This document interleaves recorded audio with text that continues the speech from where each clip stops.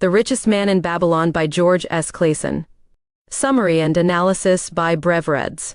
Introduction.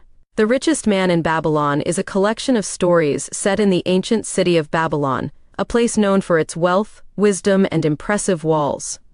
But beneath all the grandeur of Babylon's palaces and markets are simple, timeless lessons on wealth, work, and wisdom. Let's journey through these stories, where everyday people find out how to turn their struggles into success using straightforward advice. Chapter 1. The Tale of Bansir, the Chariot Builder.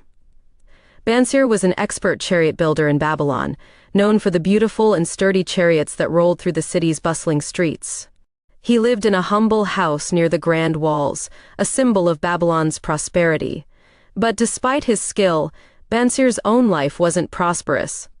One afternoon, he sat on a low wall, staring at an unfinished chariot.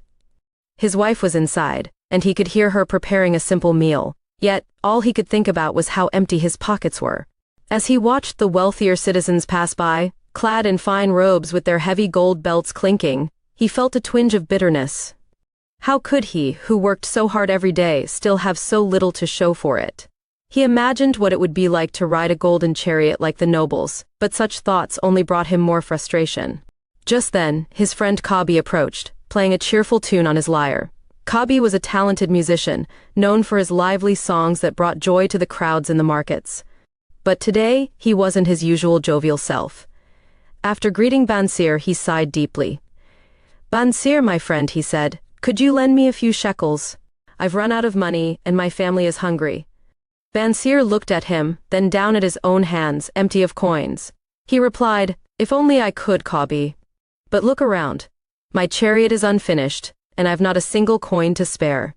I have been working day after day, yet I cannot even keep a single shekel for myself." Kabi nodded, his face reflecting the same dismay. They sat together, wondering how their lives had turned out this way. They worked hard, yet neither of them had any savings or wealth. It seemed unfair, even though they could see that the wealthy citizens of Babylon had somehow found a way to keep growing richer. Then Bansir had a thought. He straightened up and turned to Kabi. "Why do we remain poor, my friend, when others seem to have such great fortunes? There must be something they know that we do not. We need to learn how they became rich." Kabi scratched his head considering this. "Yes, but who could teach us such a thing?" Bansir's face lit up. "Arkad. Remember him? He was once just like us, a man of humble means, but now they call him the richest man in Babylon. Surely he knows the secrets of wealth. If he can do it, so can we. Let us go to Arkad and ask him to share his wisdom." Kabi hesitated, unsure if a man as wealthy as Arkad would give them the time of day. But he finally agreed. Together they gathered a few other friends who were struggling like themselves, and they went to Arkad's grand home, determined to learn how to change their fortunes. Chapter 2. Arkad shares his wisdom. Arkad greeted them warmly, curious about their visit. He recognized the determination in their eyes, so he invited them into his grand home. His house was filled with tapestries, golden ornaments, and intricate carvings, visible signs of his wealth. The men sat on plush cushions as Arkad settled into his chair, ready to share the story of how he too had once struggled to make ends meet. "As a young man," Arkad began, "I was a simple scribe, writing on clay tablets from dawn until dusk. I made enough to live, but barely. I wanted more out of life. I wanted to be rich, to have the freedom to enjoy the comforts of Babylon. So, I asked a wise merchant named Algamish, who came to my shop one day, how he had managed to accumulate such wealth." He paused, recalling the conversation as if it were just yesterday. Algamish looked at me and said, "Arkad, if you want to learn how to become rich, you must first learn to keep a part of what you earn." Bansir and Kabi exchanged confused glances. "But how, Arkad? Isn't all that we earn already ours?" Arkad smiled knowingly. "Ah, that's where you're mistaken, my friends. Algamish told me that too many people think their earnings belong to them, but they spend every coin as soon as it reaches their hands. Yourself first," he said. "Take 1/10 of all you earn and save it for yourself. Do this before you pay anyone else, before you pay for food, clothes, or anything else."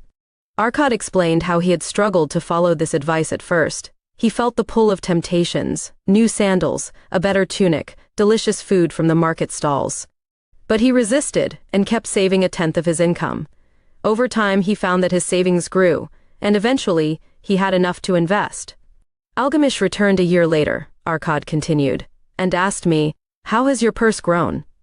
Proudly, I showed him my savings. But when he asked me what I had done with it, I confessed that I had lent it to a brickmaker who was going to buy jewels from a foreign land. Algamish laughed, saying, "Foolish Arkad, you entrusted your gold to a man who knows nothing of jewels. Now you will lose it." And indeed I did. Arkad's expression grew serious as he shared this memory. That was my first lesson in wise investing. Never put your money into ventures you don't understand. I learned to seek advice from those skilled in their trade, and to invest in things I understood well.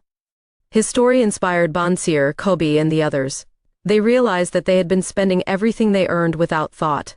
They hadn't been paying themselves first or considering how to make their money grow. Remember, friends, Arkad concluded, wealth builds slowly, but it begins with small, consistent steps.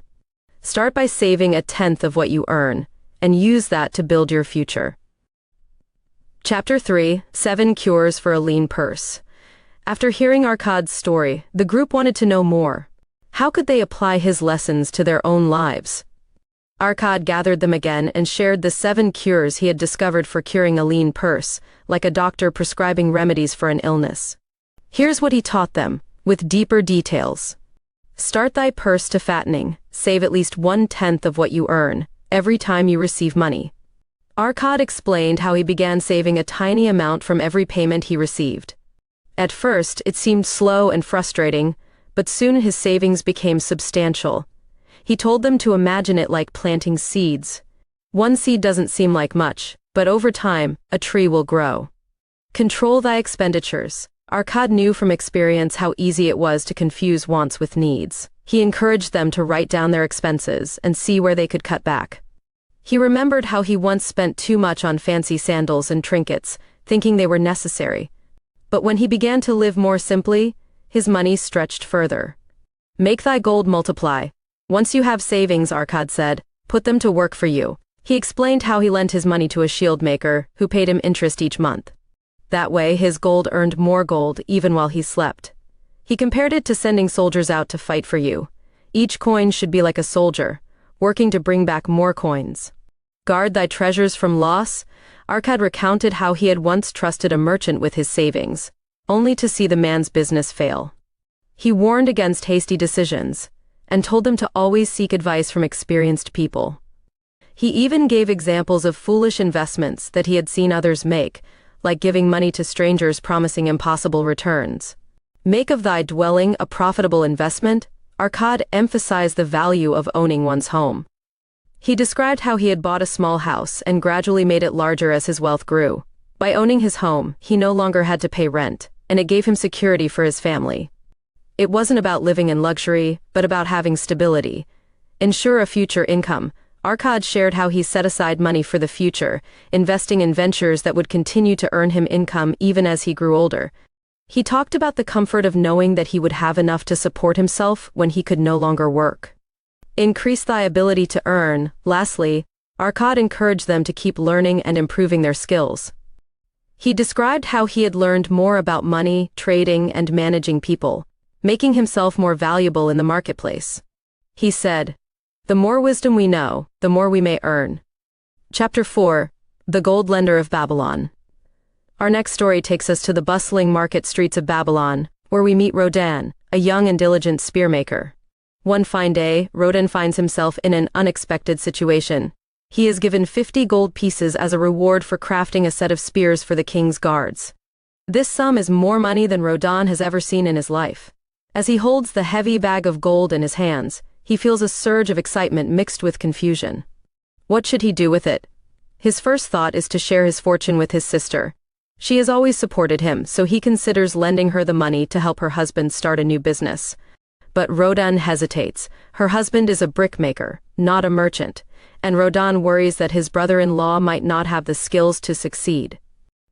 Unsure of his next step, Rodan decides to seek the advice of Mathon, a well-known moneylender in Babylon.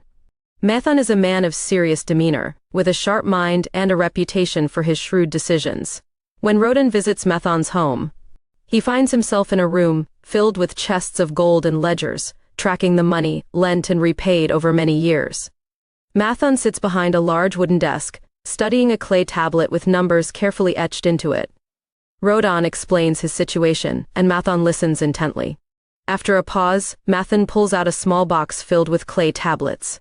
He picks up a tablet and hands it to Rodon. "This," Mathon says, "is the record of a man who once borrowed money from me to open a bakery. He was skilled in baking bread, but he knew nothing of running a business. He failed, and I lost my gold." He then pulls out another tablet. "And here, a man borrowed money to start a weaving shop. He knew his craft well, and he repaid my gold with interest." Mathon places the tablets back into the box and leans forward. "Gold, my young friend, is a loyal friend to those who know its ways. But it flees from those who do not respect its power. If you lend your gold to someone unskilled in the trade, you might as well throw it into the river Euphrates." Rodon listens carefully, absorbing the wisdom in Mathon's words. He realizes that lending his gold to his brother-in-law, despite his good intentions, could be a mistake. Mathon advises him to invest his money where there is a greater chance of earning a return, perhaps in the ventures of experienced merchants who understand trade and commerce. Rodon thanks Mathon and leaves, clutching the bag of gold, his mind swirling with thoughts. He decides to keep his money until he finds a wiser opportunity for investment. And over the months, he follows Mathon's advice, placing his gold into a trade caravan led by a merchant who has a successful record. In time, his gold returns to him doubled, and he is grateful for the counsel that saved him from a risky decision. The lesson here? It's not enough to have money, you must know where and how to put it to good use. Before making a decision, always seek advice from those who have experience and a proven track record. Chapter 5: The Luckiest Man in Babylon, Dabasir's Journey. Now let's turn to the story of Dabasir, whose life swings from wealth to ruin and back again. Dabasir was once a respected camel trader in Babylon, known for his cheerful personality and persuasive ways in the market. But his easygoing nature led him to live beyond his means. He spent lavishly on feasts, fine clothes, and gifts without a thought for tomorrow. Before long, Dabasir found himself deep in debt to many merchants in the city. His creditors, losing patience, demanded their money back, but Dabasir had nothing left to pay them.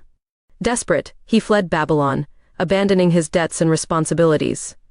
But fate had a harsh lesson in store for him. In his travels, he was captured by desert nomads and sold into slavery in a faraway city. Dabasir's spirit was crushed. He found himself chained, working under the sun, doing menial tasks, but in his heart, he clung to a spark of hope. He believed he was not meant to die a slave. He dreamed of returning to Babylon and becoming an honorable man again. One night, Dabasir sat under the stars, his wrists sore from the chains. He thought about his life in Babylon, the choices he had made, and the pain of his debts. As he gazed at the vast desert, he made a promise to himself: if he ever escaped, he would return to Babylon and repay every debt, no matter how long it took. He would earn back his freedom, not only from slavery but also from the burden of his past. Dabasir's opportunity for escape came when he befriended Sira, the wife of his master. She saw the determination in his eyes and helped him plan a way out. With her help, he slipped away one dark night, riding on a camel through the silent dunes until he found his way back to Babylon. Returning to the city of his birth was no easy task. The streets and alleys, once familiar, now seemed to mock him with reminders of his failures. He approached each of his creditors, bowing his head in humility, and asked them for a chance to repay his debts over time. Some were skeptical, but others, seeing his sincerity, agreed. Dabasir made a commitment to set aside a portion of his earnings every month, 1/5 for his creditors, and 1/10 for himself as savings. He worked tirelessly, trading camels by day and laboring in the fields by night. At first, the progress was slow, but month by month, his debts shrank, and his reputation began to mend. The years passed, and one by one, Dabasir cleared his debts. He paid off every creditor, from the baker who had once sold him bread to the wealthy merchants who had lost patience with him. And along the way, he built up his savings, learning the true value of wealth and discipline. By the time Dabasir had repaid the last of his debts, he was no longer the carefree trader who squandered his fortune. He had become a disciplined and respected man. People in Babylon began to call him the luckiest man in Babylon, but Dabasir knew that his luck was born from hard work and an unyielding determination to make things right. The takeaway: it's never too late to turn your life around, no matter how deep you are in debt. By making a plan, staying disciplined, and committing to your responsibilities, you can rebuild your reputation and regain control over your life.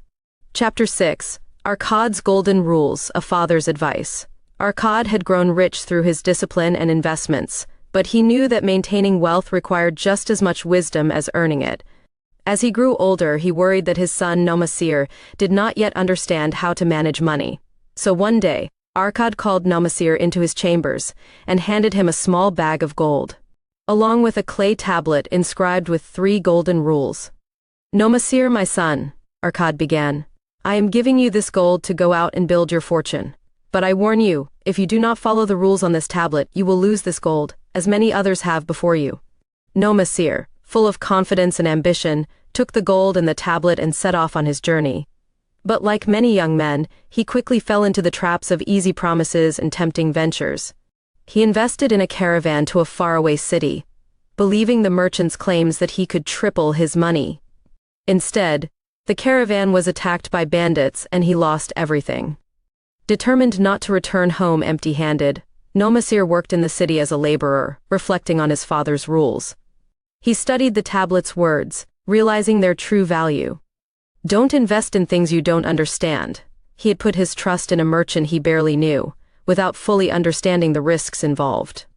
Avoid following the crowd. Many others had rushed into similar ventures, thinking they could make quick profits. Nomasir realized that he should have thought for himself, instead of following others blindly. Don't be swayed by emotions. In his eagerness for success, he had let his excitement cloud his judgment. With a new sense of purpose, Nomasir applied these lessons. He saved his wages and started a small trading business, making sure to understand each deal before committing his money. Slowly, he built up his wealth. He made cautious investments, and over time, his gold multiplied. Years later, Nomasir returned to Babylon, not as a failure but as a man of means, carrying back double the gold his father had given him. Arkad welcomed him home with pride, knowing that Nomasir had truly learned the principles of wealth. What should we learn from this? Wisdom in managing money is just as important as earning it. By understanding what you invest in, making independent decisions, and keeping emotions in check, you can protect and grow your wealth. Chapter 7: The Walls of Babylon. Picture Babylon on a hot afternoon, the sun blazing over the golden bricks of its famous walls. These walls were a marvel of ancient engineering, built so high and strong that they seemed to touch the sky. People from nearby cities would come just to marvel at them. But more than just a tourist attraction, these walls held great significance. They represented protection, safety, and foresight. One summer, a threat loomed over the city. A fierce enemy army gathered on the horizon, planning to storm Babylon and seize its riches. Inside the city, fear rippled through the streets. The citizens crowded near the walls, their faces anxious as they peered at the gathering dust clouds marking the approach of the invaders. Among the crowd was Banzar, a seasoned warrior who had defended Babylon's walls for many years. He stood atop the wall, looking out at the enemy's encampment, and saw the fear in the eyes of his fellow citizens below. But Banzar's voice rang out clear and steady as he addressed the crowd. "Why do you fear?" he called. "The walls of Babylon stand strong. These walls are high, built by the hands of our ancestors to protect us. Have faith in their strength." An old merchant near the front raised a shaky hand. "But their numbers are great. What if they breach our walls?" Banzar nodded thoughtfully, then pointed down to the foundation stones beneath his feet. "These walls have stood through storms, floods, and previous attacks. They were built not only with strength, but with the foresight of those who planned for any danger. Just as these walls protect Babylon, so too must each of us build walls around our own fortunes to guard them against the uncertainties of life."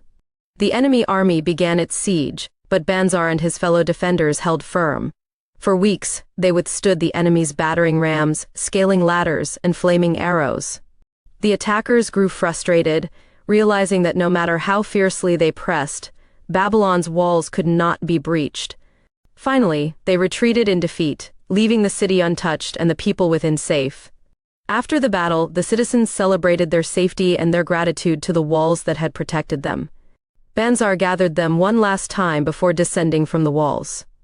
He reminded them, "Remember this day, and remember that true strength lies not in weapons or wealth, but in the preparation and protection we build around ourselves. As these walls shield us from enemies, you must shield your gold from loss and uncertainty." What can we take from this?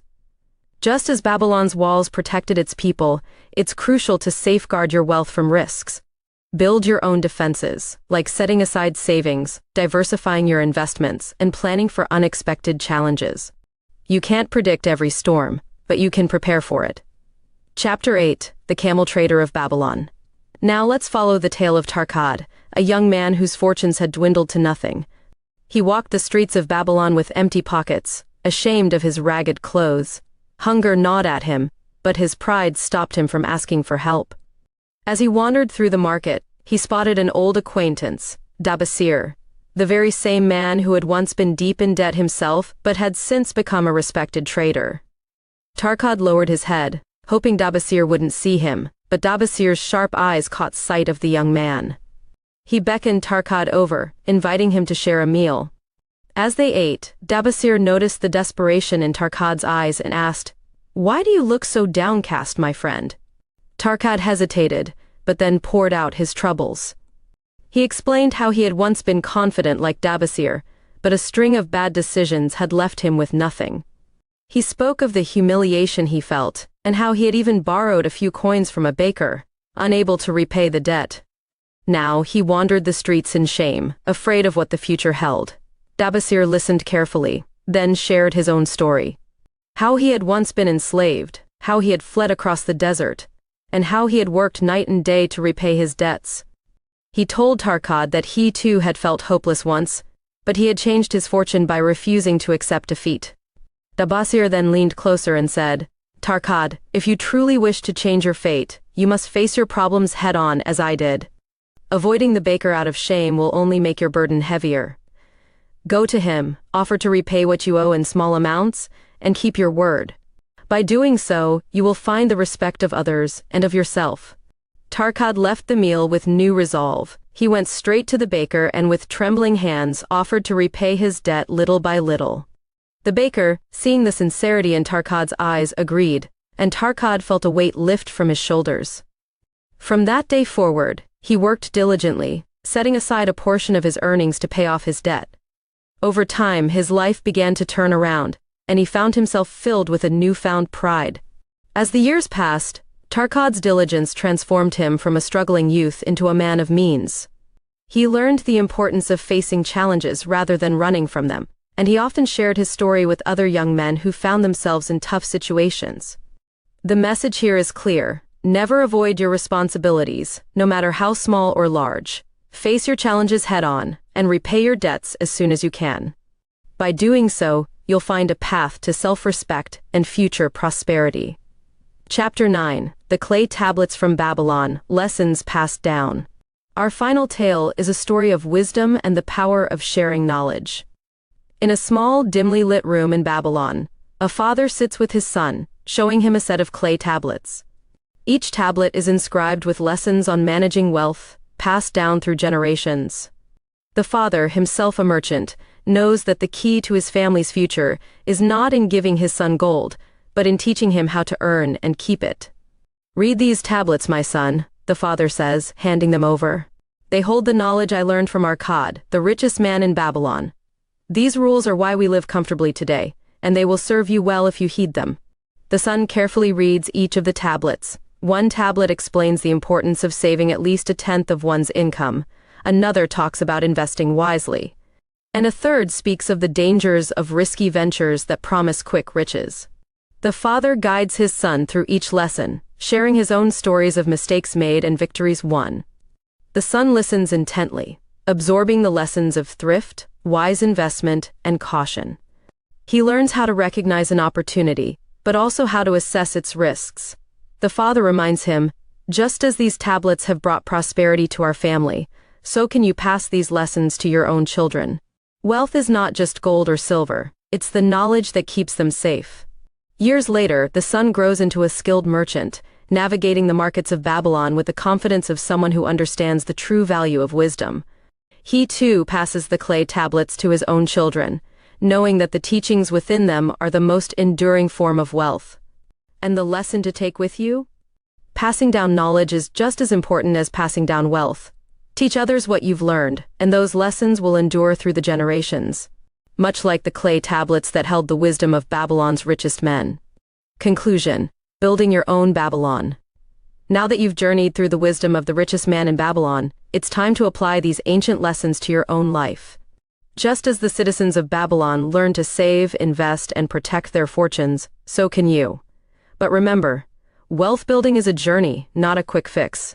Here's how you can start creating your own path to financial security. Start small, but start now. Begin by saving just a small portion of your income, like our COD's advice to save 1/10 of all you earn. Even if it seems modest, this habit will grow over time, helping you build a cushion for the future. Control your spending. Like Dabasir, who had to learn to live within his means, assess your own lifestyle, separate your needs from your desires, and focus on keeping your expenses below your income. This is the foundation of financial freedom. Make your money work for you. Don't let your savings sit idle. Invest wisely, choosing opportunities that promise consistent growth over time. Like Arkad's advice on seeking counsel, don't hesitate to learn from others who have already succeeded. The goal is not just to hold on to money, but to make it multiply. Protect your wealth. Just as the walls of Babylon kept invaders out, build a safety net to protect yourself against financial risks. This could mean having insurance, set aside an emergency fund, or simply avoiding risky investments that promise returns too good to be true. Pay off debts steadily. If debt is holding you back, face it directly, like Tarkad did when he approached the baker. Make a plan to pay off what you owe, even if it takes time. This will lighten your load and help you walk confidently into new opportunities. Pass on your knowledge. True wealth isn't just gold, it's the wisdom you gain along the way. Teach these principles to those around you, your children, your friends, or anyone who could benefit from them. Sharing what you've learned ensures that the lessons endure beyond your lifetime, just as the ancient wisdom of Babylon has endured through the centuries. By following these steps, you'll begin to build your own version of Babylon, a life of financial stability, resilience, and the freedom to pursue what matters most. Remember, the path to wealth is not about sudden leaps, but about steady progress. As you continue on this journey, keep the stories of Arkad, Dabasir, and the others in mind, letting their experiences guide your own choices. Now, it's your turn to become the richest person in your own Babylon. Start today, and one day you'll look back and see how far you've come.